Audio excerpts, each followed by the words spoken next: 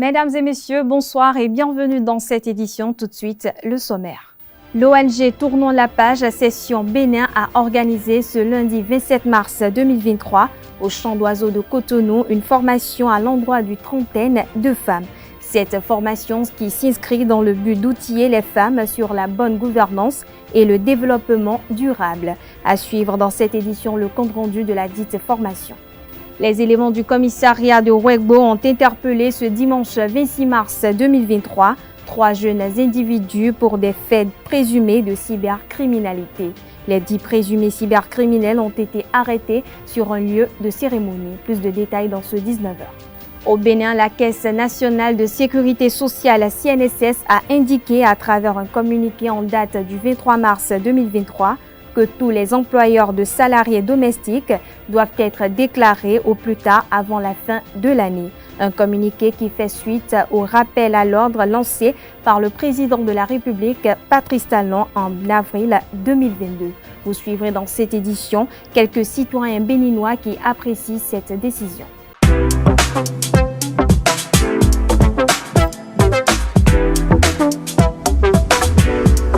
Moi, je suis à ESAE et toi?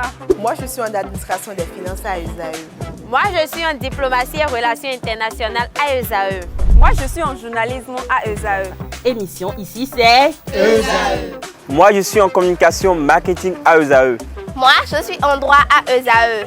Moi, je suis en gestion des ressources humaines à ESAE. Moi, je suis en gestion des marchés publics à ESAE. Moi, je suis en administration du travail et de la sécurité sociale à ESAE. Moi, je suis en sciences économiques à ESAE. Moi, je suis en banque finance à ESAE. Moi, je suis en administration générale à ESAE. Moi, je suis en audit et contrôle de gestion à ESAE. Moi, je suis en sciences juridiques à ESAE. Moi, je suis en administration générale et territoriale à ESAE. Moi, je suis en transport logistique à ESAE.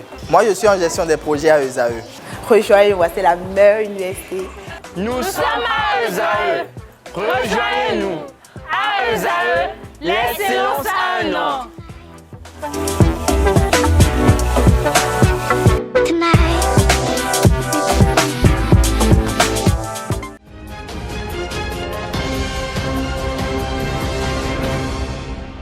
À nouveau, bonsoir. Merci de nous préférer pour vous informer. L'Agence internationale de notation financière Fitch a maintenu la notation B+ attribuée au Bénin avec perspective stable. L'Agence internationale de notation financière salue la dynamique de forte croissance qui s'est poursuivie, le niveau d'endettement modéré du Bénin ainsi que la qualité des réformes et des politiques budgétaires entreprises. Selon le communiqué de presse du ministère de l'Économie et des Finances, Fitch anticipe une accélération de croissance à 6,5% en moyenne en 2023 et 2024, soutenue par la performance solide du secteur agricole et les investissements réalisés dans le cadre du programme d'action du gouvernement. L'agence de notation a également apprécié la bonne performance réalisée en matière de mobilisation des recettes intérieures ainsi que la stratégie proactive de gestion de la dette du Bénin. Rappelons qu'en décembre 2022, l'agence de notation a maintenu la notation de B1 stable. La 6e édition du dialogue interreligieux a démarré ce lundi 27 mars 2023 dans plusieurs pays. Ici au Bénin, les participants à cette initiative de la Fondation Konrad Adenauer Stiftung se sont réunis au Champ d'Oiseaux de Cotonou pour échanger entre leaders religieux autour du thème « Religion et développement durable ». Le reportage de la première journée des assises avec Aneldo. Religion et développement durable, c'est le thème qui a réuni les leaders religieux à divers niveaux et dans plusieurs pays pour la 6e édition du dialogue interreligieux. Organisé par la Fondation Konrad Adenauer Stiftung et ses partenaires, ce rassemblement a pour objectif de démontrer que les religions portées par le dialogue interreligieux peuvent être un vecteur de lutte contre le changement climatique en faveur de la promotion du développement durable. À l'ouverture des travaux qui vont durer 2 jours, les participants béninois, comme ceux de la Côte d'Ivoire, de la Guinée et du Togo, ont suivi les différentes allocutions depuis la Côte d'Ivoire. Il est toujours important dans un souci de cohésion sociale de dialoguer, discuter, d'échanger, de partager. Et je voudrais attirer votre attention sur le chiffre assez parlant. Le terme, c'est comme ça qu'il s'appelle, engagé depuis longtemps sur la voie de la connaissance mutuelle, l'acceptation mutuelle, le respect mutuel et la tolérance interreligieuse. De plus en plus, la conscience des dirigeants monte. Selon la citation de Mme Rohan-Contact, oui, se rend compte qui, en plus de juste réunir différentes religions, 3 panels ont meublé cette première journée dont les thèmes sont les fondements de la protection de l'environnement dans les tests et mythes fondateurs des religions. Quelle responsabilité des guides religieux dans la lutte contre le changement climatique et le retour d'expérience sur les actions des religieux en faveur de la protection de l'environnement. Pour les divers participants béninois issus des différentes confessions religieuses, c'est une grande opportunité de dialogue et de paix. Ce colloque est très important parce que le pape François nous a invités depuis son encyclique en 2015 sur le Laudato Si à travailler sur la question de l'environnement. L'environnement fait partie des objectifs de développement durable et nous devons nous unir ensemble parce que la question de l'environnement, qui est la maison commune, nous retrouve tous. Nous sommes dans la maison commune tous ensemble. Alors toutes les religions sont concernées. C'est pour la paix que le colloque a été initié.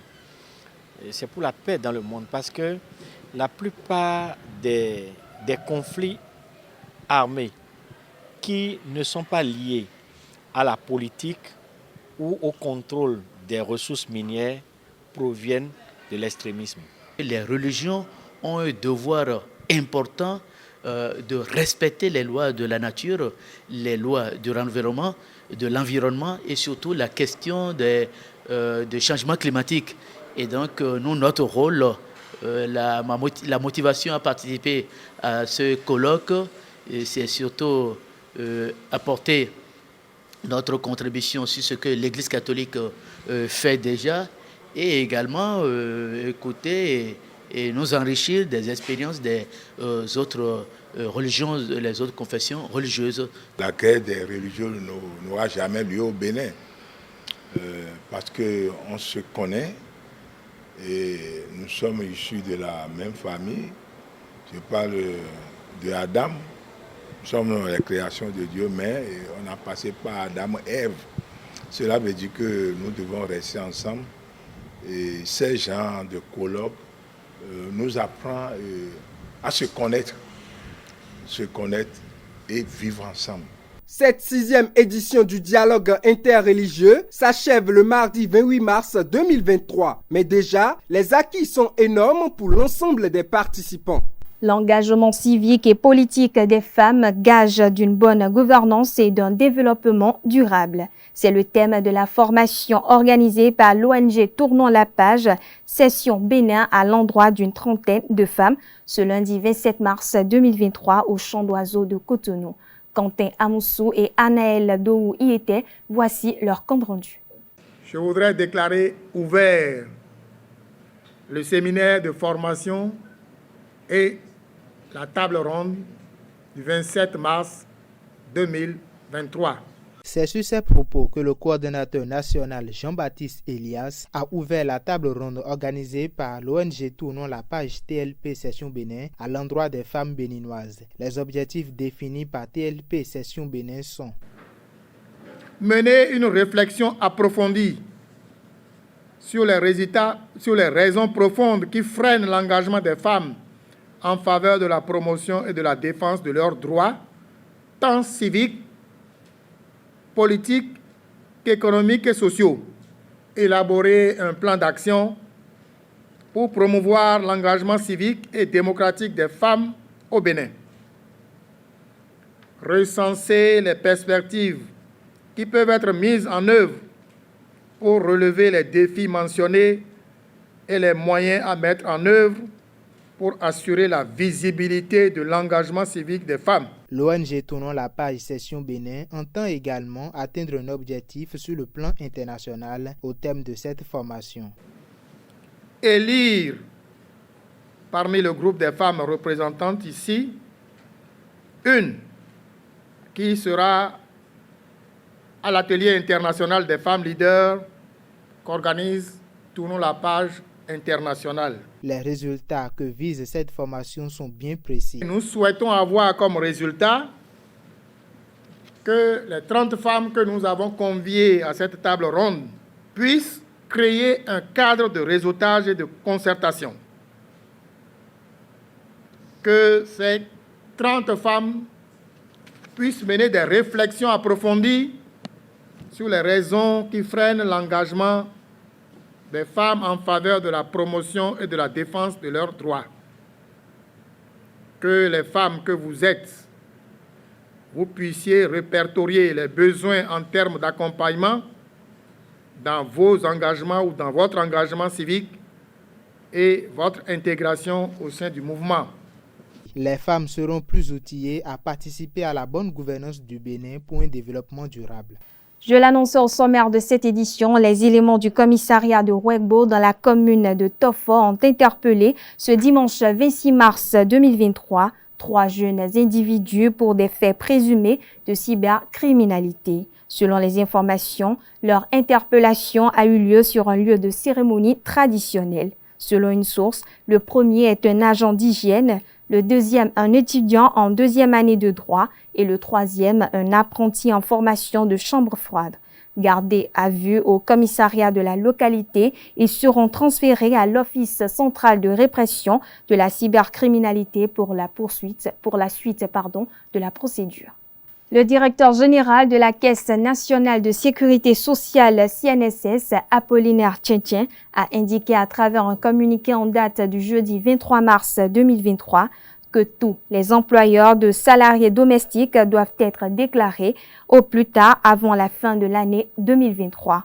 Un communiqué qui fait suite au rappel à l'ordre lancé par le président de la République, Patrice Talon, en avril 2022.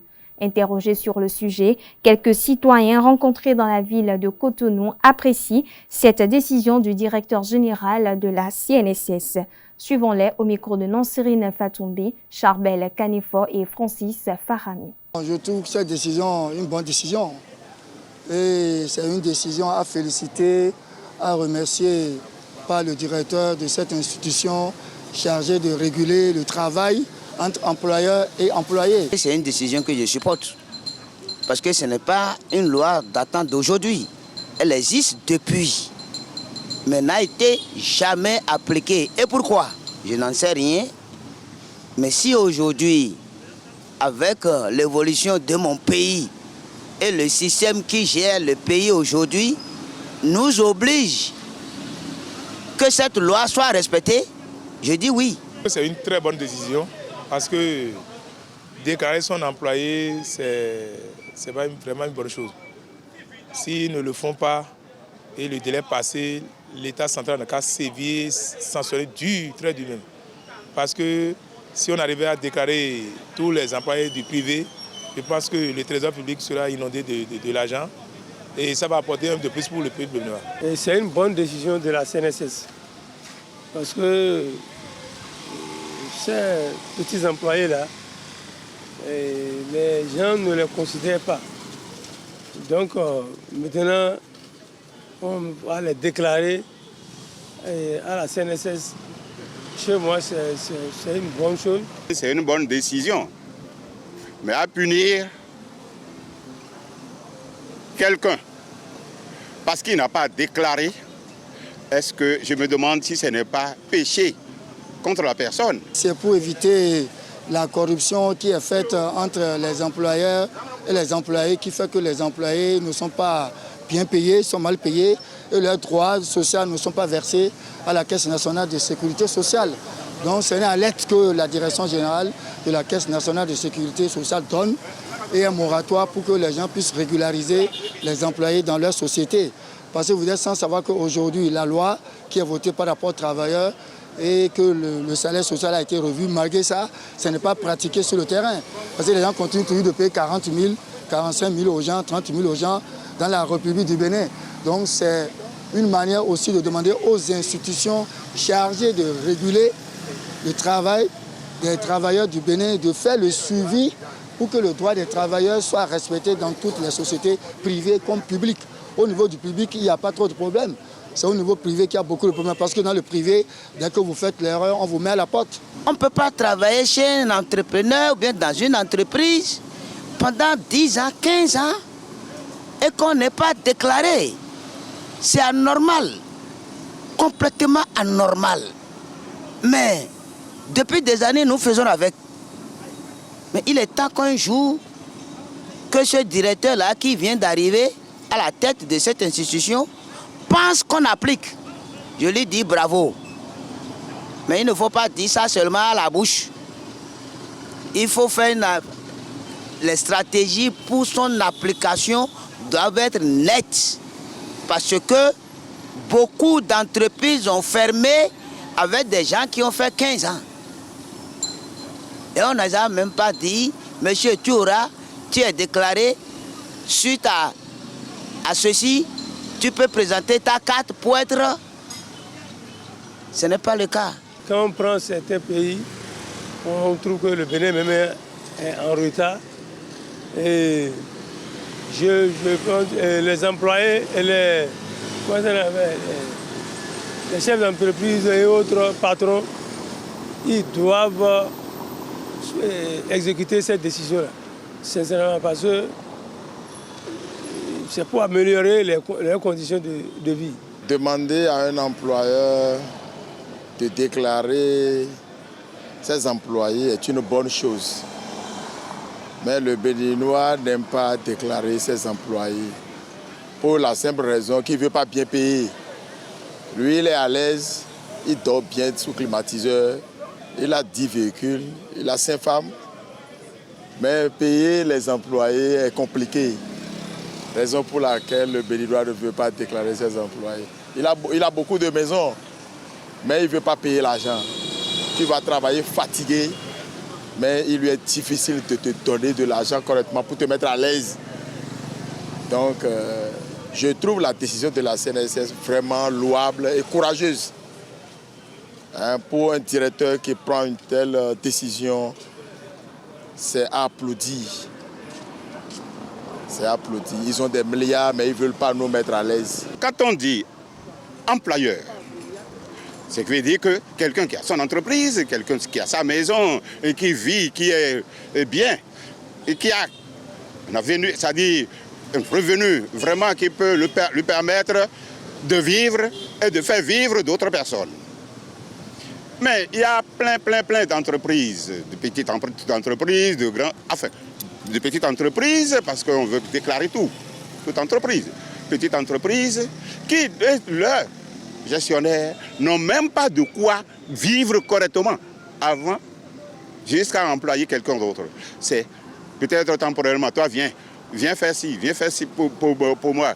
Quelques jours, on les congédie. Un mois, 2 mois, on les congédie parce qu'il n'y a pas les moyens. On parle sport pour finir cette édition. Rodolfo Aloko, sociétaire de Dynamo d'Abomey, a fait une forte impression en marquant 4 buts en 4 matchs de la Super League professionnelle de football depuis son retour de la CAN U20 Égypte 2023, au cours de laquelle il a marqué l'unique but du Bénin. Interrogé sur sa performance, il s'exprime au micro de Colombe Oussou. Je n'ai pas de secret, mon secret c'est juste le travail. Et mon souci, quand je trouve dans les 16 mètres, je dois mettre, c'est tout mon souci. Je dois mettre, c'est ce qu'il faut faire pour amener l'équipe en haut classement. Pour le moment, bon, je dirais que je suis à 4 buts, c'est pas encore ça, mais je sais qu'à chaque match, si j'inscris au moins un but, je serai forcément meilleur buteur. Voilà, chers internautes, ainsi prend fin cette édition. Merci pour votre attention. Bonne suite de programmes sur EZAE TV.